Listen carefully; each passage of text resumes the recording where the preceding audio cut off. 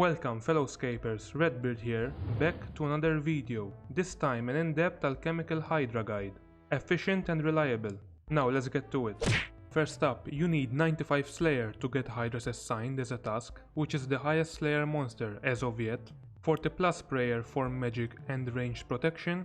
Of course, if you have higher level prayer, use Eagle Eye or Rigor, that would be ideal for DPS. 75 ranged for Blowpipe or Twisted Bow, and 56 plus hit points, so you won't get one-shotted due to its maximum hit, which is 55. These are the bare minimum stats needed for killing the Alchemical Hydra. As for gearing and inventory, you only need 6 to 8 million cash maximum, including the Slayer helm cost, using welfare gear. Later you can upgrade as you see fit. Make sure to prioritize ranged attack bonus over defense. Here's equipment from best to budget that can be used. The most is significant when using the blowpipe is the Necklace of Anguish, which is an awesome upgrade, shaving off seconds per kill. And if you have it, of course, the Twisted Bow, which is best in slot. Now regarding the boots, it is a must to equip either a Boots of Stone, which can be bought for less than 500 GP, Boots of Brimstone, which has better stats, especially for ranged, costing less than 1 million GP, or a Granite Boots. Without any of the 3 boots equipped, inside Mount Karolum, you will be dealt damage each tick, similar to those devils without a face mask, as you can see. The best way to negate the damage without the boots are the Konar and Kibo's Diary Elite, which is a high requirement, but if you have it unlocked, replace the boots with a Dragon Hide or a Pegasian one. Also, this Slayer boss can be done with melee, but only and only if you possess a Dragon Hunter lens, because of its damage increase of 20% against dragonic creatures. Personally, I'm not a fan of killing it up close because of its lack of maneuverability due to its mechanics, which is a must, especially during second to last phase. Also, its defense against stab is 75 compared to its lowest, which is ranged, standing at only 45. Requiring none of the defense breaking weapons, such as BGS or Dragon Warhammer. But should you want a challenge or try with the lens, here is the gear that should be used, from best to budget, which is much more expensive than the ranged budget, but do what's best for you. Next, onto inventory. These items are always subjective and rely on what gear you are using and what combat levels you have. Here are the crucial items needed during the fight. An anti-poison, at least 1+, since the Hydra poisons with certain attack. Ranging potions, myself I bring 2. 1-click teleport in case of an emergency. A lunar or a Drayman staff for getting to Mount Karolum using fairy rings, like me. However, this can be changed because there are multiple teleportations to the mountain, which I shall mention later. And lastly, a rune pouch, containing fire and nature runes for high alchemy. Now, if you don't have a rune pouch, just bring the 2 stacks of runes. The extra slot occupied is well worth the lost food, because of how the loot is dropped. Without alching, you will run out of space rather quickly. And the rest of the inventory are prayer potions and sharks. Yet always remember to adjust as you see fit, depending on stats and gear you have. What I'm showing is my inventory, used as a guideline. If you are choosing the melee setup, replace the raging potions with a super combat and a stamina potion. I highly recommend also a Bandos God Sword or a Dragon Warhammer for their special. On to getting there and teleports. Now the Alchemical Hydra is located inside the dungeon, atop Mount Karolum, northwest of Zea. To get there are multiple options to choose from. The best method is by using Rada's Blessing 3 or 4, requiring Konar and Kibo's Diary Hard or Elite, respectively, landing you atop the mount. Another method is by using a Battlefront Teleport tablet, which has no requirements, although you have to run northwest from the battlefield to the mountain. Alternatively, you can use the Skills Necklace or a Farming Cape if you have 99 farming to teleport to the Farming Guild, southwest of the mount. You can choose either. Lastly, there's the Fairy Rings network, using a Drayman or a Lunar staff. The code is CIR and is located just outside, making it the second best teleport to Mount Karolum. If you have started Fairy Tail Part 2, you don't have to complete it. Once you arrive at its base, use the 2 agility shortcuts up the summit. The first one requires 29 agility, which takes you halfway up the mount, and the second requires 62 agility. Now, if your agility is too low, walk up the mountain using the northern path. At top there is a bank, which is quite handy for supplying when doing Slayer, skilling or whatever, and importantly, Konar the Slayer Master is located near the Brimstone chest, directly south of the dungeon entrance. It's the only Slayer NPC that gives Hydras as a task, as shown earlier. Duradel and the others do not give any. Remember, the Alchemical Hydra cannot be slain if you're not on task, so keep that in mind. Once inside, you see 3 giant Tezar-like beings, sitting on their throne. Don't mind them, just run past them to the north and climb over the boundary. Then head east past the Hydras and into an empty room, with an NPC guarding the alchemical room. Should you get killed inside the boss fight, you can get your items back from him, at a cost of 100k. For those having 88 agility, you can use the obstacle at the starting room, taking you straight outside the room. Also, everyone fighting it is instanced, and the room is free of charge, so you don't have to worry about hopping worlds. You'll get instanced as the boundary is passed, unlike the Abyssal Sire, having static rooms.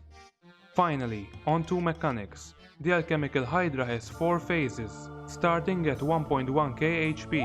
It uses magic and ranged only auto attacks, in increments of 3 always, and it has special attacks, linked to its phases, which can wedge into the increment, the poison bombs and the lightning strikes. So, for example, it starts with magic, 1, 2, and a special. The next attack will be magic, again, then 3 ranged attacks, unless another special will be used. Also, the Hydra has to be dragged throughout the fight, across the vents to render it vulnerable, starting from red to green to blue, as you progress each phase, which is incredibly easy. Next, I will be showing a full fight in detail, breaking down each phase thoroughly. Also, I highly recommend my guideline of the tile markers if you're using Rulite. It is a great help when starting out. Once you get the hang of it, change it as you will. Before it spawns, run to the east wall, near the red vent, so when it gains aggro towards you, it moves across the red vent, making it vulnerable as soon as you see its text above it. After its first increment of 3 attacks, it always launches the poison bombs. Just move away from them. If you get hit, the ring can anti-poison. Its damage is minimal, even if you get hit. Also, once it spawns, it can either start with ranged or magic attacks. It is 50-50. Okay, now it's vulnerable from the red vent shower. Move to the north, atop the green vent. So once it reaches below 8 to 5 HP, it turns blue, and in place to render it vulnerable. At the start of the second blue phase, it does 3 to 4 auto attacks, then it launches the blue lightning special. Now this is useful to completely avoid getting hit.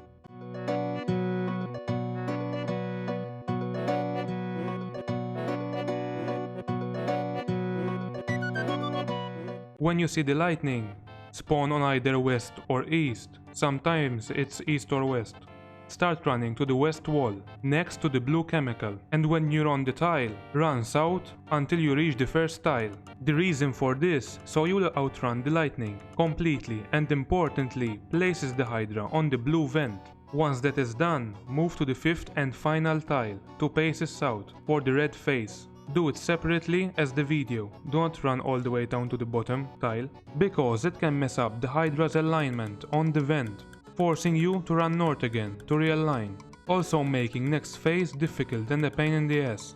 After you hit below 550 HP, it will turn red. Here, first and foremost, wait for it to render vulnerable, and wait for the text. Sometimes it can take up from 1 to 2 seconds to appear, then move it all the way south while kiting and damaging it at the same time. The reason is because its special ability during this phase is that it walks to the middle of the room and locks you within an area with fire, and launches a flame trail that follows you.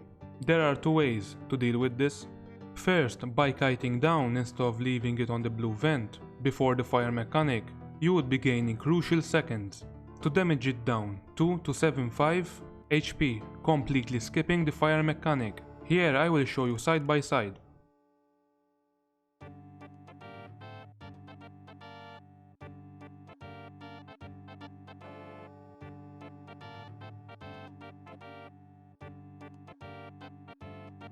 Secondly, if you're unlucky with damage or do not want to kite it, turn off run and walk. By walking you can tick damage the Hydra and moving, avoiding the fire behind you, as you can see. Alternatively, if you're not that familiar with kiting, turn off run also and walk until the fire trail stops, then continue to damage it until next phase. Lastly, you can skip the flame mechanic partially. It's called the flame skip. Once it is vulnerable, continue damaging it until it moves to the center. As you see it move, click on the tile behind it as shown. When the flame parameters stop and about to launch its fire trail, click on the second tile and that's it, skipped. Myself, I am not a fan of it because it makes the kill longer and DPS is lost, but do what is better for you. On to phase 4. When below 275 HP, it will turn to a stone color, having stronger attacks and its rotation changed, the same as Zulra's Jut phase, having a max hit of 55. If you drop anything in the room, the loot will stay on the floor for 30 minutes, which is nice. Okay, now I will play the full clip without edits and commentary for a better perspective. I hope it helps.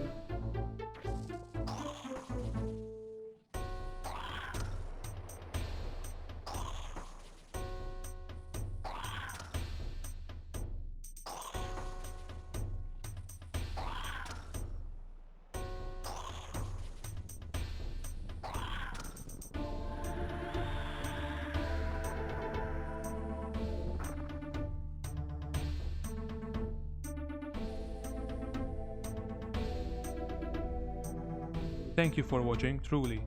Comment, like, and subscribe. Stay safe.